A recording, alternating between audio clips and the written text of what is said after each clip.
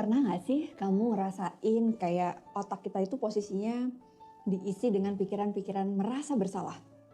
Kadang sampai nih ya, kita nggak bisa tidur, atau mungkin menjalankan aktivitas seperti biasanya karena terbebani rasa bersalah yang berlebihan itu. Padahal cuma masalah sepele, gara-gara lupa minta tolong, lupa bilang makasih, atau pekerjaan yang sifatnya itu kesalahan yang tidak sengaja seperti typo, lupa mengerjakan, melewati deadline. Tapi rasa bersalah itu sepanjang hari sampai membuat kita berfungsi menjadi manusia yang tidak seperti biasanya. Lemes, ngerasa nggak energi, terus kayak ini tuh terjadi sepanjang hari gitu. Tapi ada orang yang biasa aja dan bahkan tidak merasa bersalah sedikit pun. Never give you taste like our brains. That's the position filled with sort of feeling reality. Sometimes to the point where yes, we don't can sleep or maybe just activity as usual becomes burdened with that excessive guilt when it is only trivial matter.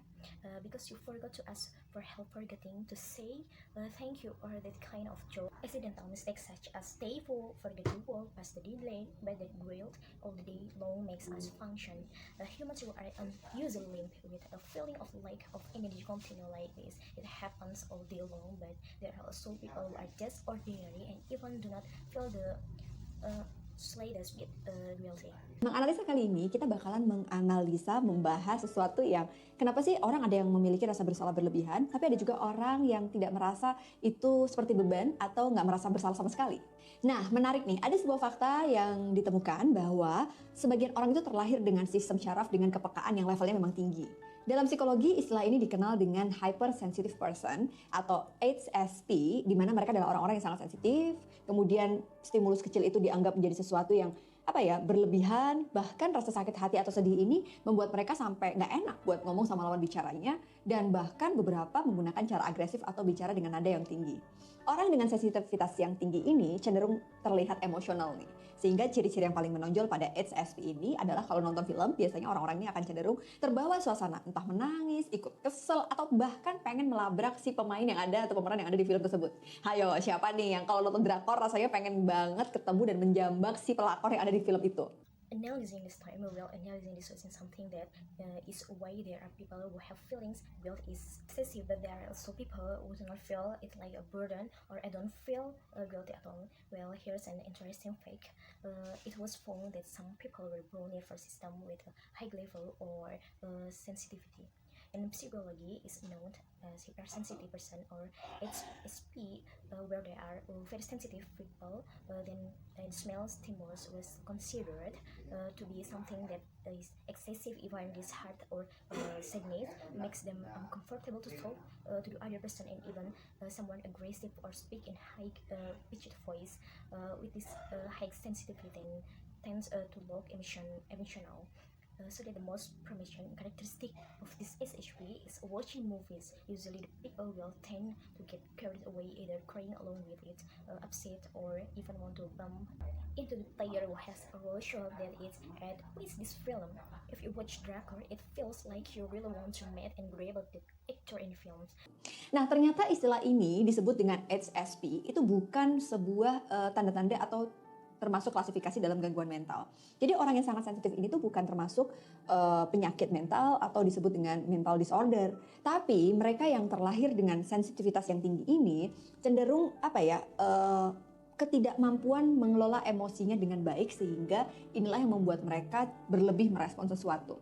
Sebenarnya menjadi orang yang sensitif seperti ini tuh ada manfaatnya loh. Bisa dibayangkan nih, karena tingkat empati dan kepedulian yang tinggi, orang-orang seperti HSP ini tuh akan menjadi sosok yang mendengarkan cerita orang lain dengan empati, kemudian dia juga akan mendengarkan dengan baik, dan sebagai lawan bicara, biasanya orang-orang ini tuh betul-betul bisa tahu apa yang dirasakan oleh lawan bicaranya. Coba teman-teman lihat, di sekeliling kita adakah orang dengan tipe seperti ini, yang memang kalau ngobrol atau curhat sama dia tuh enak banget gitu. Karena orangnya tuh begitu peka, empatik, dan memahami banget apa yang kita rasakan meskipun dia nggak ada di posisi yang sama. Tapi tahu nggak sih, orang-orang seperti ini tuh cenderung memiliki sensitivitas yang lebih tinggi. Artinya ketika dia menghadapi masalah yang serupa atau masalah berat dalam hidupnya, tidak sedikit atau cukup banyak orang yang ada di kondisi tersebut itu juga sebenarnya sensitif terhadap masalah pribadi. Nah, ternyata berlebihnya sensitivitas ini juga perlu kita waspadai, walaupun dengan kadar tertentu ini baik untuk kita merasakan empati pada orang lain. Nah, kalau ini berlebihan sampai membuat orang tersebut itu menjadikan permasalahan yang sebenarnya sepele bisa diatasi dengan simple, itu mengganggu produktivitasnya atau menjadi beban hidup yang berat banget nih. So it turns out that this term code is not a psych or including the classification of mental disorder. So people who are very sensitive, this is not a mental illness or what is called a mental disorder. Who are born with this high sensitivity tend to 1 year inability to manage their emotion properly. So this is what makes them afraid to something is actually being a sensitive person like that. There are benefits you can imagine because of the level of empathy and carrying the high level. People like this HSP will be the ones who will listen other people's stories with empathy, and then he will also listen well. And as a conversation partner, usually these people really can know what the other person is feeling. Try my friends see all around us. Are there people with this type or really are struggling or confident in him is really good because that person is like that, empathic, sensitive, and really understand what we feel, even though he doesn't is in the same position. But people like this tend to be has a higher sensitivity means when he is facing a problem similar or serious problems in his life are not fair or require a lot. The person in that condition is also immediately sensitivity to the problem personally. It turns out that this excess sensitivity is also necessary for us. Beware, even though to a certain degree it is good for us to feel empathy in other people. Well, if this is too much to make the person make a problem that are actually trivial can be solved with that simple interfere with productivity or become a very heavy life burden. Oke, apa yang harus kita lakukan teman-teman? Pertama, tentukanlah prioritas. Untuk menghindari hal tersebut atas sensitivitas kita yang terlalu berlebihan, sebenarnya perlu loh membuat circle. Nah, menentukan prioritas ini juga tidak hanya tentang people atau circle kita, tapi prioritas tentang mana yang perlu kita pikirin banget, things yang mungkin terkait sama pekerjaan, relasi personal kita dengan orang yang kita sayang, atau sebenarnya sesuatu yang sebenarnya nggak penting gitu, ada di luar circle atau di luar sesuatu yang itu adalah hal yang sebenarnya bisa kita taruh dulu masalahnya. Selain menentukan prioritas, ternyata kita bisa melakukan hal-hal lain nih teman-teman. Apa aja sih? Jadi kita juga bisa fokus pada solusi. Walaupun pada saat kita menyadari, ini adalah bagian terpenting sebelum kita menemukan solusi. Boleh, manusia itu kan dikendalikan oleh sebuah limbik otak yang disebut dengan amigdala ya. Aku udah sering banget menyebutkan ini. Dan si amigdala ini tuh akan merespon emosi kita. Jadi wajar kalau kita tuh punya sensitivitas yang tinggi, karena apa yang kita lihat secara visual itu akan ditangkap si amigdala tadi, kemudian disebarkan kepada fungsi korteks yang lain. Dan inilah bedanya orang dengan hypersensitivitas ya, atau HSP tadi, person yang sensitifnya tinggi, mungkin kemampuan dia merespon si amigdala tadi tidak terlalu baik atau mengelolanya dengan tidak bijak. Artinya dia fokus pada emosinya terlalu berlebih dan mengikuti solusi itu mengikuti emosi yang hadir. Padahal kalau kita pernah bahas juga tentang pendewasaan seseorang adalah once kita merasa tidak baik-baik saja, tapi kita melakukan sebuah reaksi terhadap emosi yang tidak baik. Okay, what should we do friends first? Determine priorities. To avoid this, our sensitivity is to high excessive yourself and you need to make services. So we determine our priorities. It also not only about the people or our circulation, but which priority remains. We really need to think about things that might be related to work. Our personal relationships with loved ones are actually compatible. It doesn't really matter if I'm outside the circle or outside of that something. I think we can actually put the problem first. In addition to underrate us, it turns out that we can do other things. My friends, so we can also focus on solution even when we realize this is most important of part. Before we find a solution that can be human, right, controlled by a limbic brain called the amygdala, yes, I often mention this and other growth hormones will respond to our emission. So it's natural that we have high sensitivity because of what we do, we see visually. It will be captured beautifully and located later, transmitted to other functions of the cortex. And this is what people are different from hypersensitivity. Yes, or HSP was a high sensitive person, maybe his ability to respond to amygdala just was that good or managing him otherwise means he is focused on his emission to exercise and follow the solution following the emission that are present. Even so, if we have also discussed about someone's maturation, is our one feel okay but we do a reaction to emotion which is not good. Jadi teman-teman, kalau kita fokus pada solusi, aware dulu sama emosi yang hadir. Setelah aware, kita nggak perlu berlarut-larut. Cepat-cepat aja turning into solusinya apa sih? Dan meskipun solusi itu nggak bisa langsung datang gitu ya, karena kalau kita semakin berpikir how to fix that problem, artinya Justru ini yang membuat kita semakin cemas. Fokus pada solusi ini tidak harus selesai hari itu juga, tapi pelan-pelan bertahap kita melakukan improvement atau satu proses untuk menuju penyelesaian masalah yang sedang kita hadapi. Tenang aja, gak ada masalah di dunia ini satupun yang tidak ada penyelesaiannya. Kalaupun kita sedang berada dalam kesulitan yang memang belum kita temukan apa jawabannya, itu adalah satu proses membuat kita semakin lebih baik kan ke depannya.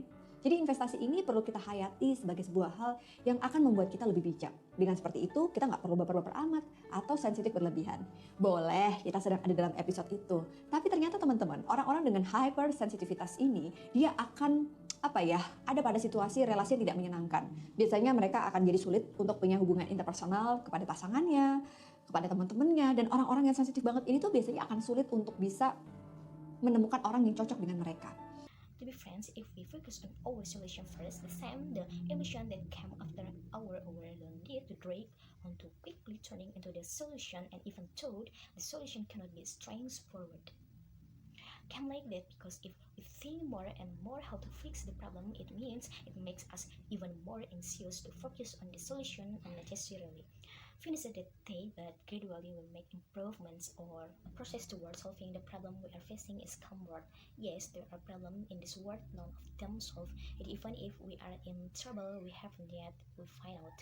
What the answer is a process of making us more and more well in the future, so we need to observe this investment as a thing that will make us wiser, like that we don't need bakar.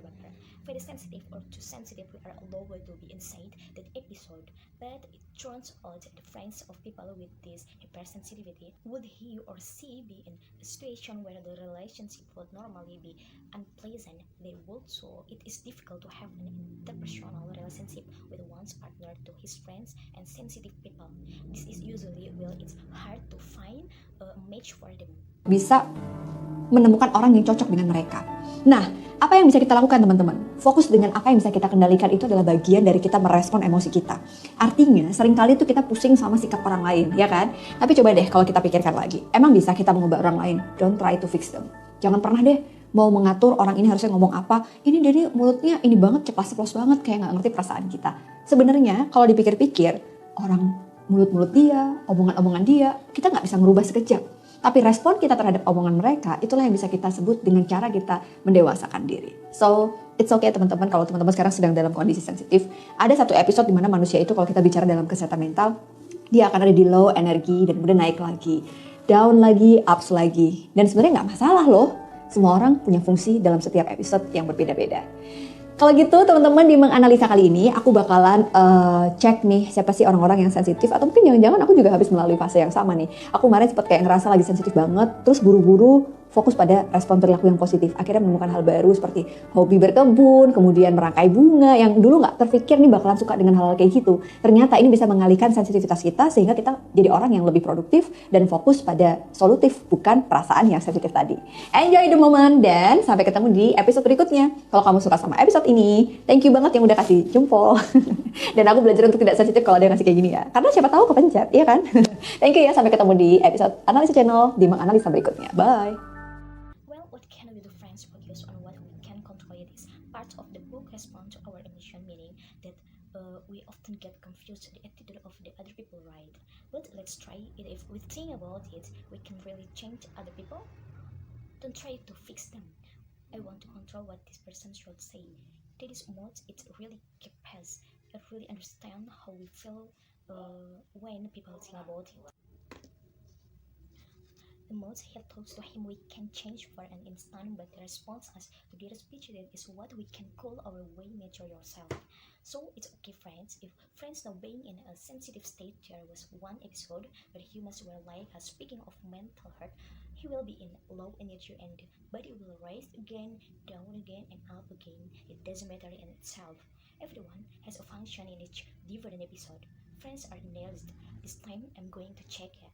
What are the people who are sensitive, or my reviews also finish going through the same path?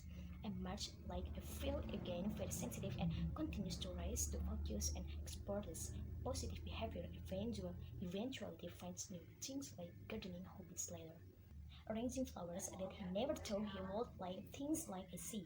It turns out that this can diverse our sensitivity so that we become people who are more productive and focus on solution rather than feeling sensitive.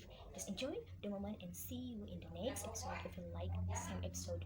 This is really thank you for giving thumb up and studied for not sensitive like this because who knows how to squeeze it right.